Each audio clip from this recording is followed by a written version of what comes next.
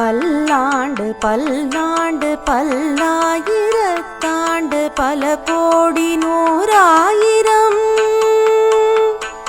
மல்லாண்டு தின்தோள் மணிவண்ணாவுன் சேவடி செவ்வி திருக்காப்பு உன் சேவடி செவ்வி திருக்காப்பு. அன்பர்கள் அனைவருக்கும் வணக்கம். நம்ம போன வாரம் திருச்சித்திரக்கூடத்தை பத்தி, அந்த ஸ்தல புராணத்தை பத்தி பாலாசார் சொன்னதை அனுபவிச்சோம். இன்னும் அந்த திவ்ய தேசத்தை பத்தின பல குறிப்புகளை இந்த வாரம் அனுபவிப்போம். வணக்கம் பாலாசார். வணக்கம், எல்லாருக்கும் நமஸ்காரம். போன தொடரில் சிதம்பரம் தொடர்பான ஒரு 2 நிகழ்வுகளை பார்த்தோம். இன்னும் நிறையா இருக்குன்னு சொன்னோம். அதில் இன்னும் ஒரு 1-2 இருக்குது. அதையும் சொல்லிவிட்டு இந்த காலத்தில் என்னெல்லாம் நடந்தது அப்படிங்கிறதையும் நான் சொல்லிடுறேன். கலிங்க நாட்டு மன்னன் கவேரன் அப்படின்னு இருந்தானா. அவனுக்கு நெடுங்காலமாக புத்திரபாக்கியம் இல்லாமல் இருக்கிறதுக்கும் அவனும் அவனோட மனைவியும் கடும் தவம் மேற்கொண்டு அதன் பயனால் காவேரி அவளுக்கு மகளாக பிறந்தாளாம். அந்த காவேரி அகஸ்தியரால் என்னாச்சு, அவள் நதியாக ஆனாளாம். அந்த காவேரியில் அந்த தாயும் தந்தையும் அதில் நீராட அவள் வேண்டின்றாளாம். உன்னை போலேயே நாங்களும் சாகாவரம் பெற்று என்னாலும் வாழணும் அப்படின்னாலாம். அதுக்கு அவள் சொன்னாலாம், நீங்கள் இந்த வரமளிக்கிற சக்தி திருமால் ஒருத்தனுக்கு தான் இருக்கு. அதனால் அருகாமையில் இருக்கும் தில்லைவனம் சென்று கோவிந்தா கோவிந்தான்னு கூறி தவம் இருக்குமாறு காவேரி அனுப்பினாள் அப்படின்னு சொல்லுவாள். இது ஒரு இது. இன்னொன்று பார்த்தோம்னா, இங்கே புண்டரீக முனிவர் அப்படின்னு இருக்கார். அந்த புண்டரீக முனிவர்ங்கிறது தாமரையால் இங்கே பெருமாள் அர்ச்சித்து அவர் அந்த பதவி எழுதினார், வைகுண்ட பதவி எழுதியார் அப்படின்னு ஒன்று இருக்குது. அதே போல் கிருதயுகமில் கண்வ மகரிஷி மேருமலை அடிவாரத்தில் அவர் தியானம் பண்ணிட்டு இருந்தாராம். அவருக்கு இங்கே பரமபதத்தை தொண்டு புரியணும்னு ஆசையாம். அதுக்கு என்ன பண்ணணும் அப்படிங்கும்போது, தில்லைவனம் சென்று அங்கே நீ அங்கே தவம் இருந்தேன்னா உனக்கு அந்த பதவி கிடைக்கும் அப்படின்னு சொல்லி அவரும் இங்கே தில்லைவனம் அவர் இங்கே அவருக்கு அந்த வைகுண்ட பதவி கிடைச்சிது அப்படின்னு சொல்லுவார். இது தவிர நீங்கள் பார்த்தீங்கன்னா, இங்கே கோவிந்தராஜ பெருமாள் இருக்கார். இந்த கோவிந்தராஜ பெருமாள் எப்படின்னா என்ன சொல்கிறது, இந்த உற்சவ பெருமாள். இந்த உற்சவ பெருமாள் ராமானுஜர் காலத்தில் குலோத்துங்க சோழனோட வழிவந்தவன், 2ஆம் குலோத்துங்க சோழன்னு சொல்லுவாள். அவன் அதிராஜேந்திரன் அப்படிங்கிறவன். அவன் சைவ சமயம், அந்த காலத்தில் எல்லா மன்னர்களுமே சைவ சமயம் வைஷ்ணவ சமயம் ரெண்டுத்துலேயும் ரொம்ப ஈடுபாடோடெல்லாம் இருப்பான். இந்த மன்னன் சைவ சமயத்தில் ரொம்ப ஈடுபாடோடு இருந்தான். அந்த ஈடுபாடு மாத்திரம் இல்லை, வைஷ்ணவ சமயத்து மேலே கொஞ்சம் வெறுப்போடும் இருந்தான். அது ஏன் அப்படிங்கிறதுக்கு என்னென்னா, இந்த 2 கோயிலும் பக்கத்தில் தான் இருந்தது. இப்போ இருந்தாப்புல அவன் அந்த சிவன் கோவிலை நடராஜர் கோவிலை பெருசுபடுத்தணும் அப்படின்னு ஆகும்போது அவனால் முடியல. ஏன்னா பிகாஸ் பக்கத்துலேயே இங்கே இவரோட கோயில் கோவிந்தராஜ பெருமாள் கோயில் இருந்தது. அதனால அவன் என்ன பண்ணா, கோவிந்தராஜ பெருமாள் கோயில் அகற்றாமல் நம்ம இந்த கோயிலை பெருசு பண்ண முடியாது அப்படிங்கிறதுக்காக அவன் என்ன பண்ணா, அவர் இருக்க வேண்டிய இடம் திருப்பார்கடல் தானே, அதனால் திருப்பார்கடலுக்கே அனுப்பிச்சுடலாம் அப்படின்னு சொல்லிட்டு அந்த சுவாமி அப்படியே பேர்த்து திருப்பார்கடலில் வீசிட்டான் அப்படின்னு சொல்லுவா. இதுக்கு ஒட்டக்கூத்தர் எழுதியிருக்கார். அது ஒரு சாட்சியம், இது போல் வீசினா அப்படிங்கிறது. வீசிய காலத்தில் ராமானுஜர்லாம் இருந்தார். ராமானுஜர், கூரத்தாழ்வார், அவள்லாம் போய் மன்னன் கிட்ட போய் வேண்டிட்டு அப்படிலாம் பண்ணக்கூடாது, இது லக்ஷ்மிகரம் போயிடும் அப்படிலாம் எவ்வளோ வாதிட்டு இருக்கா. அப்படிலாம் பண்ணதும் ராமானுஜர் இதுக்கு அகைன்ஸ்டாக இருக்காருங்கிறதுனால ராமானுஜர் அந்த நாட்டை விட்டே போகணும்னு சொல்லிட்டு அவர் அப்போ தான் அந்த ஹொய்சால பிரதேசத்துக்கு போனார். இங்கிருந்து அவர் ஹொய்சால பிரதேசம் போனதே அந்த சமயத்தில் தான். ஆனால் இவர் யார், கூரத்தாழ்வான் அவர்கிட்ட போய் வாதிட்டு போகக்கூடாது அப்படின்னு சொல்லவும் அவரோட 2 கண்ணை பிடுங்கணும் அப்படின்னு சொல்லிட்டு அந்த சோழ மன்னன் அது போல் ஆர்டர் பண்ணி அவர் கண்ணை பிடுங்கும்போது இவர் என்ன பண்ணாரா, கூரத்தாழ்வான் நீ என்ன பிடுங்கிறது, நானே பிடுங்கி கொடுக்குறேன்னு சொல்லிட்டு அதை பிடுங்கி அவன் மேலே விட்டெறிஞ்சாரான். அதில் அவன் கடைசி காலத்தில் அதுலேருந்து கிருமி தான், அவனோட கழுத்தில் கிருமி கண்டு செத்தாம்பா. அதனால அவன் அதிராஜேந்திரன் அப்படிங்கிறத விட கிருமி கண்ட சோழன் அப்படின்னால்னா எல்லாருக்கும் தெரியும். கிருமி கண்ட சோழன் அப்படிங்கிறவனே இவன் தான். அவன் இந்த கிருமி கண்ட சோழன் தான் அவரை தூக்கி எறிஞ்சான். அப்போ ராமானுஜர் என்ன பண்ணாரோ, இது போல் நம்ம சரி அவன் இந்த மூலவரை அவன் தூக்கி எறிகிறான், அதனால் நாம் உற்சவரையாவது நம்ம காப்பாற்றணும் அப்படின்னு சொல்லிட்டு அவர் என்ன பண்ணாராம், அவர் நேர திருப்பதியில் இருக்கிற கோவிந்தராஜ பெருமாள் கோவில் இருக்கு இல்லையா, அங்கே பிரதிஷ்டை செஞ்சுட்டாரா இங்கத்த உற்சவர் தான் அங்கே போயிருக்கார், அவர் தான் இன்னைக்கும் இருக்கார். அதுக்கப்புறம் இங்கே என்னன்னா சோழசிம்மபுரம் தொட்டையாச்சாரியார் அப்படிங்கிற சுவாமிகள் இருக்கார், அவர் புதுசாக ஒரு உற்சவரை பண்ணி அவர் இங்கே பிரதிஷ்டை பண்ணார் பிற்காலத்தில் அப்படின்பா. இதெல்லாம் ஆனதுக்கு அப்புறம் அது 12ஆம் நூற்றாண்டு இதெல்லாம் நடந்தது நீங்கள் பார்த்தீங்கன்னா இந்த மன்னன் 1133 1158 கிட்டத்தட்ட ஒரு 25 வருஷம்தான் எல்லா இதையும் அவன் தான் பண்ணியிருக்கான் அந்த சமயத்தில். 25 வருஷத்தில் இந்த 12ஆம் நூற்றாண்டில் அதுக்கப்புறம் குலோத்துங்கன் வழி வந்த ராஜேந்திரன் போன அப்புறம் விஜயநகர மன்னன் அவன் தான் அவன் என்ன பண்ணான்னா அச்சுத தேவராயன் அப்படிங்கிறவன் இந்த கோவிலை புதுப்பிச்சு எல்லாம் திருப்பியும் இது போல பழையபடி அவர் சயன கோலத்தில் இருக்கிறபடி அவன் எல்லாத்தையும் பண்ணா அப்படின்பா. இங்கே இருக்கிற பெருமாள் போக சயனத்தில் இருக்கா அப்படின்பா.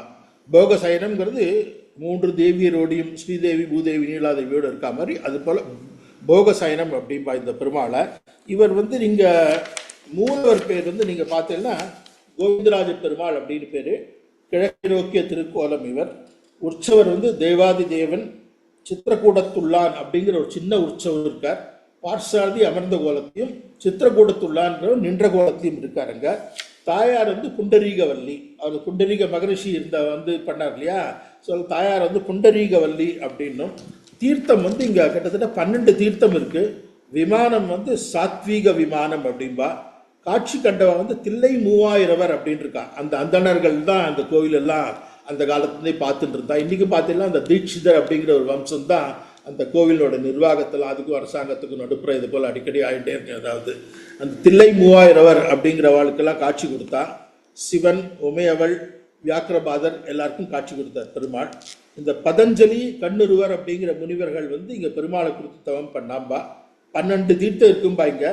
புண்டரீக தீர்த்தம், அமுத கூபம். இது எம்பெருமான் நடனம் காண வந்தபோது எம்பெருமான் அமுது பண்ணுறதுக்காக கருடன் கொண்டு வைத்த இடமா இது அமுத கூபம். அதுக்கப்புறம் திருப்பார்கடல், சேஷ தீர்த்தம், கருட தீர்த்தம், காவேரி தீர்த்தம், ஸ்வேதநதி தீர்த்தம், இயமபாக சேதன தீர்த்தம், இந்திர தீர்த்தம், அக்னி தீர்த்தம், திருச்சரா தீர்த்தம், சுவாமி தீர்த்தம்னு இவ்வளோ இருந்துதான். இவ்வளவு தீர்த்தமும் அங்கே இருக்குது. சிற்றம்பலம் அப்படின்பா. சிற்றம்பலம் அப்படிங்கிறது வேறு. சித் அப்படின்னா அறிவு அப்படின்னு அர்த்தம். அம்பலம் அப்படின்னா வெட்ட வெளின்னு அர்த்தம். அது என்னங்கிறது அர்த்தம் சொல்கிறேன், இது போல் கவர் பண்ணுறேன். அங்கே இருக்க அந்த நடராஜர் கோயிலோட தத்துவம் சிதம்பரம் ரகசியம்பா, அதை பற்றி சின்னதாக ஒரு 5 நிமிஷம் சொல்லிடலாம் இதில். ஸோ இந்த பெருமாள் கடைசியில் இப்போ என்னென்னா இங்கே மஞ்சினீடு இந்த ஒரு இடம் இருக்குது. திருப்பதிக்கு பக்கத்தில் ஒரு இடம் இருக்குது, மஞ்சினீடு குண்டா அப்படின்பா. அந்த மஞ்சினீடு குண்டா பக்கத்தில் அதனோட ஆற்றங்கரையில் அங்கே ஒரு பெருமாள் இருக்கார். அவன் தூக்கி போட்ட பெருமாள் தான் அந்த பெருமாள் தான் அப்படின்பா. அங்கேயும் இன்றைக்கும் இருக்கார் கரையில். அவள் போகும்போது அங்கே புஷ்பம் எல்லாம் போட்டு போவா அந்த மஞ்சினீடு குண்டால. அந்த மஞ்சினீடு குண்டால இருக்கிற பெருமாள் தான் இவர் அப்படின்பா. இதுக்கப்புறம் இன்னொரு ஒரு அதிசயமும் நடந்திருக்கு. அதாவது திருப்பதியிலேயே இப்போ கோவிந்தராஜ பெருமாள் இருக்கார் இல்லையா, அந்த கோவிந்தராஜ பெருமாள் வர்றதுக்கு முன்னாடி அதாவது பக்கத்து முஸ்லீம் படையெடுக்கும் போது என்ன பண்ணான்னா அவளை காக்கிறதுக்காக என்ன பண்ணுவா, அந்த பெருமாளே ஒன்றும் தெரியாதபடிக்கு ஒரு செவுறு மாதிரி எழுப்பி கோவில் மாதிரியே இல்லாத மாதிரி பண்ணிடுவாள். அப்போ தான் அவளோட படையெடுப்புலேருந்து காக்கலான்னு சொல்லிட்டு. இது போல் கோவிந்தராஜ பெருமாளையும் இது போல் ஃபுல்லாக செவுறு போட்டு மூடினால கோவில் மாதிரியே இருக்காது, கோவில் மாதிரியும் இருக்கும். அதை போல் வச்சுங்களேன். அந்த மாதிரி உள்ளே பார்த்தா ஒன்றும் சுவாமி எல்லாம் இருக்காது. இந்த மாதிரி இருந்தபோது இப்போ தான் ஒரு 60-70களில் ஒரு திருப்பதியினோட ஈவோ பிரசாத்னு ஒருத்தர், அவருக்கு ஏதோ ஒரு சந்தேகம் தான். என்ன இங்கே செவுறு மாதிரி மூடி இருக்குது, இது ஒன்றுமே உள்ளே என்ன இருக்குன்னே தெரியலையே, இது யாருமே பார்க்கலையேன்னு சொல்லிட்டு அவர் ஆகம சாஸ்திரப்படி எல்லாரையும் கலந்து ஆலோசித்து போர்ட்லேயும் இது போல் பர்மிஷன்லாம் கேட்டு அந்த செவுத்தை இடித்து பார்த்தாக்க உள்ள கோவிந்தராஜ பெருமாள் இருந்தாராம். அப்படிதான் கோவிந்தராஜ பெருமாள் கோவில் வந்தது அப்படின்பா. ஸோ அதனால் அந்த ஊரில் நிறைய அதிசயங்கள்லாம் இது போல் இருக்குது. இதில் இன்னொன்று என்னென்னா, இங்கே அந்த சிதம்பரம் பற்றி சொன்னேன் இல்லையா, சிதம்பரம் பற்றி சொல்கிறதுக்கு இந்த தில்லையும் திருமாலும் சிவனும் ஒரு சேர கோவில் கொண்ட சைவ விருப்பம் வைணவ விருப்பம் கொண்ட சோழனூரன் அவன் தான் அந்த நேர கடலுக்கே அமிச்சா இல்லையா. அது இந்த ஒட்டக்கூத்தர் பாடிக்கிறதுல 3 கிடந்த தடங்கடல் போய் முன்னை கடல் புக பிள்ளை தில்லை மன்றிற்கு இடங்கொண்ட கொண்டல் அப்படின்னு சோழ மன்னனால் கடலில் வீசப்பட்டான் அப்படிங்கிறதுக்கு அவர் இது போல் சொல்லியிருக்கார். இது ஒரு சாட்சியான இது. இதுக்கப்புறம் வந்து இந்த 10ஆம் நூற்றாண்டில் வாழ்ந்த முதலாம் பராந்தக சோழன்கிறவங்க வந்து தில்லைக்கோவிலுக்கு நிறைய பொன்வேய்ந்தார் அப்படின்பா, பொன்வேய்ந்த பெருமாள் அப்படின்பா. இது இந்த நடராஜ பெருமாள் கோவில் இருக்கார் இல்லையா, இந்த நடராஜ பெருமான் வந்து இன்னைக்கும் நடனம் ஆடிண்டே இருக்கா மாதிரியும், அதை வந்து எம்பெருமான் வந்து பள்ளி கொண்டு அர்ச்சக விக்கிரத்துக்கு அருகில் இருக்கிற மாதிரி அப்படியே ரசிச்சுட்டே இருக்கா மாதிரியும். வேற எந்த திவ்ய தேசத்துலையும் நீங்க ஒரே இடத்துல நின்றுட்டு இந்த பக்கம் பார்த்தீங்கன்னா நடராஜரை பார்க்கலாம், அப்படியே அதே இடத்துல இருந்தே திரும்பி நீங்க லெஃப்ட்ல பார்த்தீங்கன்னா அங்கே கோவிந்தராஜ பெருமாள் இருப்பார். இல்லை கோவிந்தராஜ பெருமாளை பார்த்துட்டு இருக்கும்போது அப்படியே வலது பக்கம் திரும்பி அதே இடத்துலயே ஒரே இடத்துலயே 2 பேருக்கும் 2 கொடிமரம் இருக்கும், அதே இடத்துல இருந்து நம்ம 2 பெருமாளையும் பார்க்கலாம். அவ்வளவு முக்கியமான ஸ்தலம் ரொம்ப சிதம்பரத்தில். இங்கே வந்து இந்த புஷ்கரணியில் வடக்கையில் புஷ்கரணி இதில் தான் புஷ்கர கஷேத்திரத்தில் உள்ளது போது மீன்கள்லாம் தரையில் வந்து எல்லாருக்கிட்டையும் பொறி வாங்கி சாப்பிடுமா. இது போல் தெல்லைவாழ் அந்தணர்கள் தான் இதெல்லாம் பார்த்துக்கிறா. இதில் சிதம்பர ரகசியம் அப்படின்னு ஒன்று சொல்லுவாள். சிதம்பரம் வந்து அந்த கோவில் வந்து நம்ம கோவிந்தராஜ பெருமாள் கோயிலை பற்றி சொல்லிட்டு அந்த கோயிலை பற்றி ஒரு 5 நிமிஷம் சொல்லிடலாம். அந்த கோவில் வந்து அதாவது நம்மளோட உடம்பு எப்படி இருக்கோ அதனோட தாத்பரியம் தான் அதும்பா. இங்கே சிதம்பர ரகசியம் அப்படின்னு ஒன்று சொல்லுவாள். அந்த தகடு வந்து தங்கத்தகடு 21,600 தங்கத்தகடு இருக்கான். அது என்னென்னா ஒரு நிமிஷத்துக்கு நம்ம 15 மூச்சு விடுறோம். ஸோ ஒரு நாளைக்கு வந்து 21,600 மூச்சு விடுவோமா. அதுதான் வந்து தங்கத்தகடுகளாக இருக்கான்.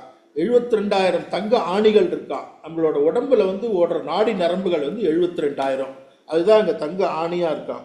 9 நுழைவாயில்கள் இந்த கோவில் இருக்கு. மனுஷனுக்கு 9 துவாரங்கள் இருக்கு. அதுதான் அதுவாக இருக்கு. அது போல் நிறைய இது சொல்லுவா. அது போல் 96 ஜன்னல், 96 தத்துவம், இது எல்லாமே சொல்றது.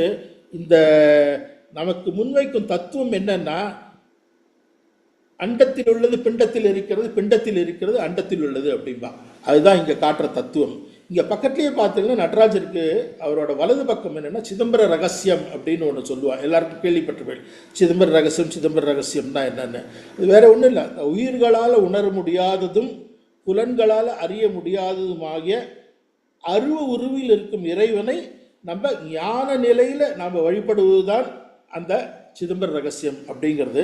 இந்த நடராஜருக்கு வலது பக்கம் வந்து ஒரு நீல ஸ்க்ரீன் இருக்கும். அந்த நீல ஸ்க்ரீன் அதான் ஸ்பெஷலாக அங்கே மேலே ஏறி சிச்சபை மேலே ஏறி நம்ம அந்த நீல ஸ்க்ரீனை காட்டி அதை விலக்கி அதை என்ன பண்ணுவா, ஒரு ஹார்த்தி காட்டுவா. அது ஹார்த்தி காட்டினா உள்ளே ஒன்றுமே இருக்காது. இந்த தங்க பில்வங்களால் ஆன அந்த இலைகளால் ஆன அந்த ஒரு இது மாத்திரம் இருக்கும். இங்கே தொங்கின்னு இருக்கும்.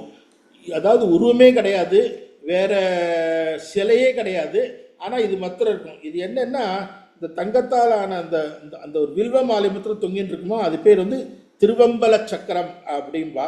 இது என்னன்னா சிவனும் சக்தியும் வந்து அருவமாக ஆத்ம ரூபமாக அங்கே காட்சி அளிக்கிறார் அப்படிங்கிறது தான்.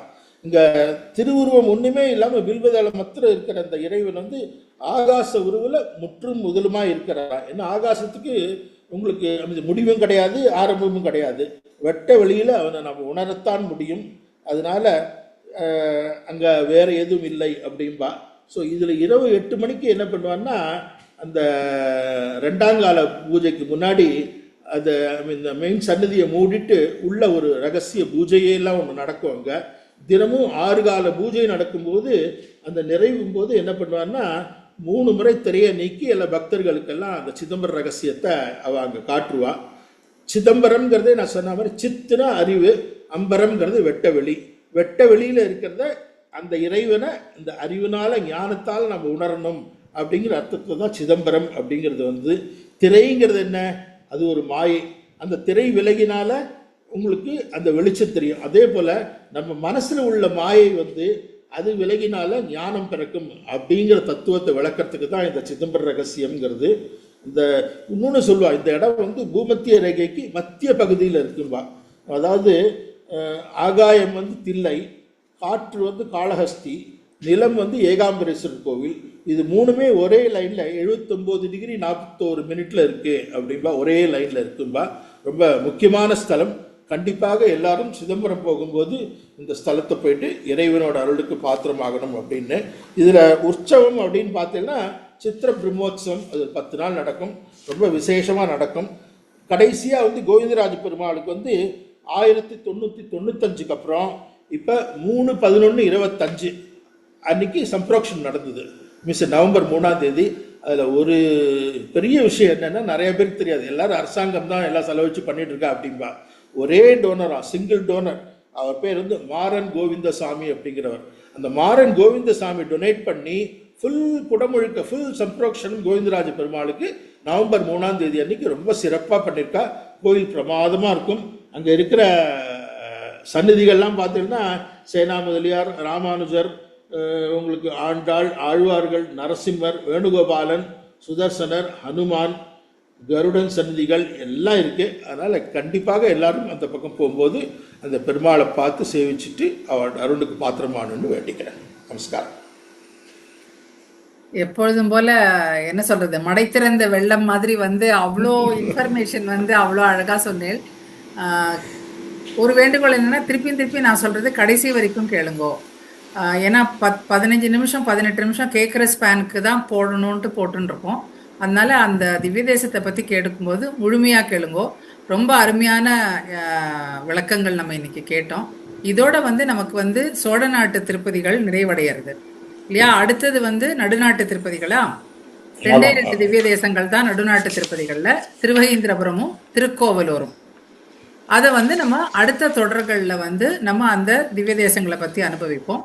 அதுக்கப்புறம் தொண்டை மண்டல திவ்ய தேசம். இப்போ சோழ நாட்டு திவ்ய தேசங்கள் முழுக்க சேவிச்சிருக்கோம். இதில் அன்பர்களுக்கு வந்து ஒரு வேண்டுகோள் என்னன்னா, அதாவது நம்ம தொண்டை மண்டல திவ்ய தேசத்தை ஆரம்பிக்கும் போது அந்த தொடர்லேருந்து சோழ நாட்டு திவ்ய தேசத்தை பற்றின சில குவிஸ் மாதிரி இந்த யூடியூப் இதுலேயே வந்து டிஸ்கிரிப்ஷன் பாக்ஸில் போடலாங்கிற ஒரு பிளானிங் இருக்குது. அதை வந்து நீங்கள் வந்து யாரெல்லாம் வந்து ஃபஸ்ட்டு ஒரு உற்சாகம் இது பண்ணுறதுக்கு ஒரு புது மாதிரின்னு நினச்சிக்கோங்களேன், அந்த மாதிரி ஒரு குவிஸ் ப்ரோக்ராம் மாதிரி கண்டக்ட் பண்ணலாம் அப்படிங்கிற ஒரு பிளானும் இருக்குது. அதனால் வந்து தொடர்ந்து கேளுங்கோ. உங்களோட சப்போர்ட்டு தான் வந்து எங்களுக்கு ஒரு ஊக்கம் அப்படின்னு சொல்லணும். அடுத்த திவ்ய தேசத்தில், தொண்டை மண்டல திவ்ய தேசத்தில் நம்ம மீண்டும் நேயர்களை சந்திப்போம். வணக்கம் பாலா சார், நன்றி.